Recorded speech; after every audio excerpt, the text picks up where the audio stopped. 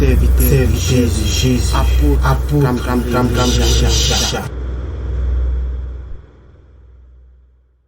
Je voulais parler un peu du baptême. Aujourd'hui, les églises, on dit l'église c'est un corps d'écrit, nous marchons selon Jésus-Christ. Mais pourquoi l'homme aime changer ce qui est écrit dans la Bible? C'est vrai, on ne veut pas tout prendre peut-être, mais moi je ne suis pas pour des gens qui disent 10 commandements là. Est-ce que l'homme peut respecter ça? Moi je ne suis pas avec, je ne suis pas cette personne-là. Je dis, si tu veux en tant que serviteur, tu peux respecter les 10 commandements. Pourquoi? Il y a quoi dedans qui est compliqué? 10 commandements, même dans le monde, nous savons que faire du mal, c'est pas bon. Donc je voulais parler tout de suite des baptêmes. Lorsque j'ai lu ce passage que j'ai vu, Jésus a dit, allez-y, faites toute nation disciples, baptisez-les. Premier mot c'est quoi? Baptisez-les et enseignez-les à garder mes commandements. Bien aimé, quand j'ai entendu ça, quand j'ai lu ça, le samedi que je suivais, je suis parti à l'enseignement. Cours de baptême, comme on le dit. Arrivé là-bas, pasteur a fini, il a posé question. Si nous avons quelque chose à dire, j'ai dit oui. J'ai pris passage, on a lu. Dès qu'on a fini de lire, pasteur me dit, voici moi des chrétiens rebelles qui sont là. Des chrétiens rebelles. Mais pourquoi rebelles? Simplement parce que j'ai dit ça dans la Bible. Je suis devenu rebelle. Et je lui ai dit, ok, je ne vais plus suivre le cours de baptême là, je ne vais plus faire. Et c'est parti rester. Je ne partais pas. Et il a fait la liste qu'il a fini ses formations, il a écarté certaines personnes. Lui là n'est pas prêt, lui là n'est pas prêt, donc écarté. Et moi je ne sais pas figurer sur la liste.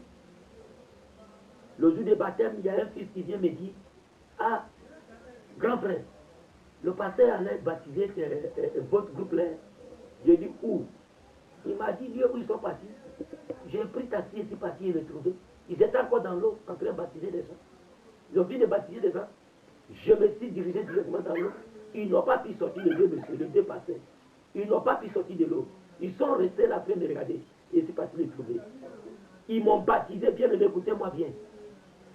Tous ceux qu'ils ont baptisés, moi je ne me glorifie pas, je glorifie Dieu. Tous ceux qu'ils ont baptisés, ces personnes sont sorties, il n'y a pas un. Il n'y a pas un où l'esprit est tombé sur lui pour qu'on dise il a reçu le Saint-Esprit après son baptême. Mais dès qu'ils sont sortis, je vous dis, tous ceux qui étaient autour sont venus comme me soulever, tellement que l'esprit était fort. Commençait à louer Dieu. Et ce baptême, j'ai fait. Cet homme qui dit me baptiser, m'a baptisé. Et après, il a vu ce qu'il y a à moi. Il m'a appris pour aller travailler ensemble avec lui. Mais moi, j'ai travaillé avec lui. J'ai dit que, sincèrement, excusez-moi les hommes de Dieu, tout le monde sait Dieu de sa manière. Mais moi, les antichrists, là, je ne marche jamais avec eux. Quelqu'un qui sait ce qui est écrit dans la Bible et qui ferme dessus et qui prend la partie qui peut l'arranger. Moi, je ne travaille pas avec des gens comme ça. Oui, oui, je ne travaille pas avec des gens comme ça. Donc, j'ai tourné beaucoup de pasteurs à Abidjan. Beaucoup de pasteurs. Je me suis trouvé à Cocody en 2003 avec un pasteur. Là où Dieu va me faire retirer pour m'amener ici dans un village. Mais je suis fier d'être dans le village parce que c'est l'œuvre de Dieu. La vie que Jésus parcourait les villes et les villages pour annoncer l'évangile, prier pour des malades. La Bible n'a pas dit qu'il était assis en ville seulement, ni dans un village, ni dans un camp. Il dit il parcourait. Mais pourquoi m'asseoir à Abidjan? J'étais le pasteur. Un jour, il a un cousin qui est malade au village. Pendant 3 ans, bien aimé, écoutez-moi, 3 ans. Cet homme était parti à Paris pour ses soins. On dit fonctionnaire international, ce monsieur.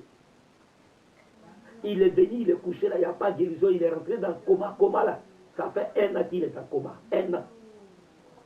Vous avez une fois vu quelqu'un qui est en coma 1 an. Moi, j'ai dit ça. Et le père de notre pasteur vient. Quand il lui demande, et mon cousin, il dit on attend la mort, on attend pour l'enterrer. C'était le mot de papa de nos pasteurs.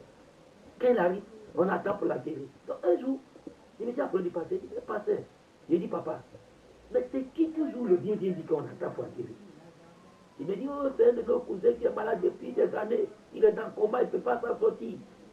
Je dis, mais papa, ok, je n'ai rien dit de ce, je suis parti. Et dans ma prière, l'esprit me dit, va voir le pasteur. Vous allez partir dans le village, Et je crois que cet homme va se lever. Je suis parti, il dit, pasteur, je suis venu te voir, il dit oui. J'ai dit, moi, voilà ce que j'ai reçu. On va aller prier pour le... Il dit quoi? Il dit, on va aller prier pour le monsieur. Donc, papa, je vais comprendre 3 jours à sec. Et j'ai pris 3 de mes frères avec qui je travaille. Y compris lui, pasteur, on est 5. On a pris le moment à sec. Je lui ai dit, si c'est moi qui a donné ces révélations, je lui ai dit, on va quitter ici 3e jour. On ne mange pas. Arrivé là, on ne va pas manger. On finit de prier. Quand on va revenir ici à Abidjan, c'est là que nous allons commencer à manger. Il dit, il n'y a pas de problème. On a commencé à prier. On priait.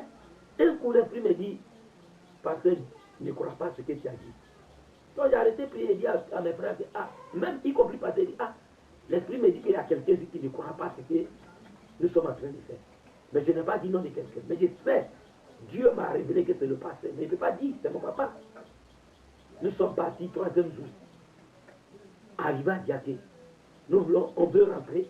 Dès qu'on voulait frapper la porte, le Dieu a dit, ah, sa fille qui est ici, elle est sévère. Elle ne veut même pas voir des gens ici. Parce que les hommes de Dieu ont prié pour son papa. Ils ont pris d'argent de son père, ils n'ont rien fait. Donc actuellement là, elle dit, ne reçoit personne. Pasteur dit, voilà, retournons à Abidjan. Tout le monde aussi que celui qui dit, non, on ne va pas se retourner. Alors, on tape la portail. La fille sort. Écoutez, ce que je vous dis là, je suis un serviteur de Dieu. Je ne peux pas modifier ou bien mentir pour parler. Je vous dis de ce que j'ai vécu, ce que j'ai vu moi-même. La fille sort, elle laisse le mot, elle me dit, papa, elle me dit, pasteur, viens. Je dis, non, je ne peux pas passer, voici pasteur qui est là. On monte à l'étage. Le monsieur a 5 voitures dans le garage, tout est poussé, tout est recouché, qui va rouler? Vous voyez? Bien aimé, la vie est importante. Matériel, je ne sais pas si c'est pas important, c'est important. Mais la vie est un don que Dieu a donné et que rien ne peut remplacer la vie. C'est ça que je veux que tu comprennes. Nous sommes rentrés, elle nous a donné l'eau. Elle me donne l'eau, il faut donner au pasteur. Tout ce qu'elle faisait, c'est faire moi. Et j'ai dit, nous sommes venus prier pour ton père. Elle m'a dit, viens. J'ai dit au pasteur et mes 3 frères, allons. On est rentré. Ce que tu es en train de dire là. Si toi, peut-être, tu es homme de Dieu même, aujourd'hui tu m'écoutes, peut-être que c'est toi-même qui as dit ça, qui a couru pour sortir.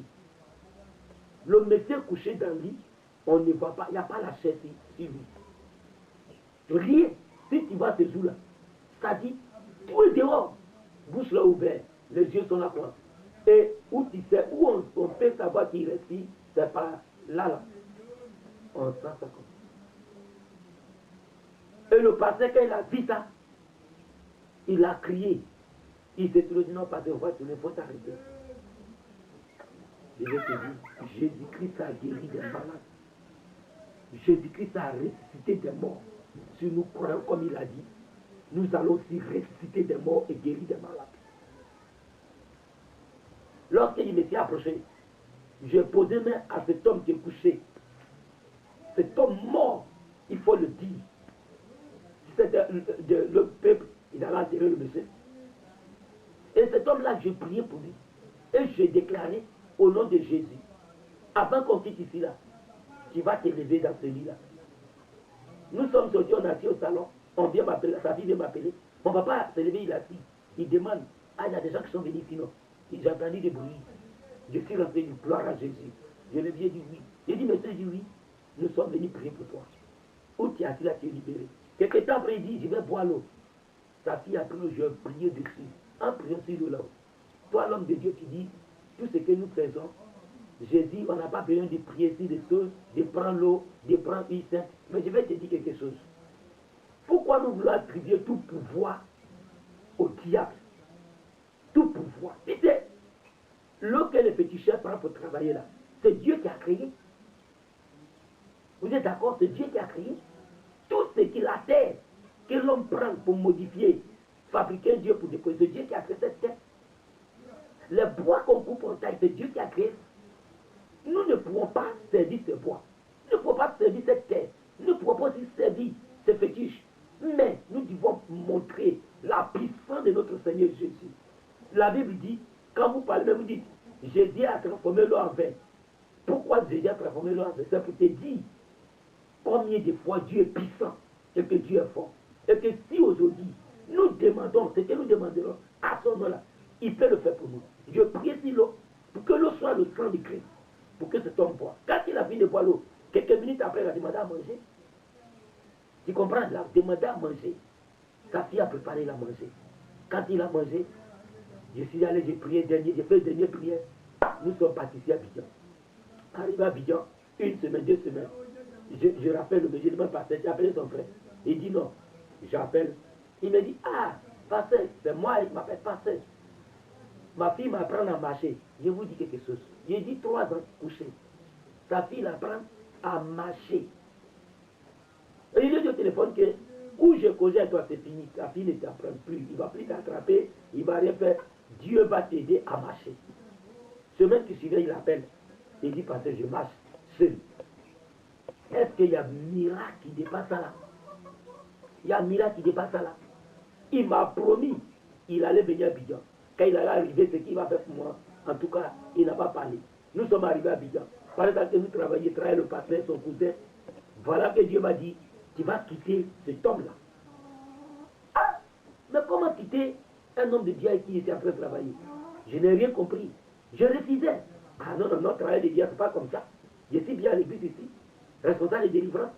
Je vais aller où? Moi, je ne bouge pas ici là. Et un jour, à ma grande surprise, qu'est-ce que Dieu va faire? Dieu nous a mélangés avec le pasteur. Pasteur, apôtre, prophète, évangéliste, docteur. Si Dieu ne t'a pas communiqué quelque chose, il ne faut jamais dire ça à quelqu'un. Ou si Dieu, si tu sais que Dieu t'a parlé, mets-toi à genoux, prie. Prends des jours pour prier avant d'aller dire ça à quelqu'un. Sinon, ce que tu vas leur raconter, ça peut être sur toi ta vie. Le pasteur me dit, ma femme est sorcière et qu'il y a un homme de Dieu que évangéliste que doit habiter à Bobo.